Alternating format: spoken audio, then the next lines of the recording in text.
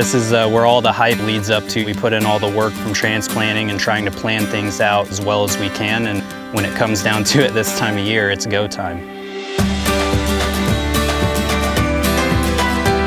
There's a lot of moving parts when we're trying to feed the canneries, just because we can't send anything in at any time. We have to match up our varieties with our certain packs that we're running at the plant. So it can be difficult sometimes moving around and trying to not only harvest all the growers' fields at the peak time, but also doing that in a way that works for us.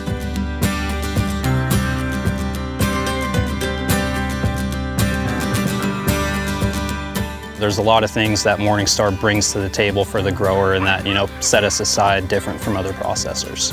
Morningstar is a unique company to work with from the grower's perspective, just from the fact that we procure the seed, do the seed selection, we grow the transplants, we do the transplanting services.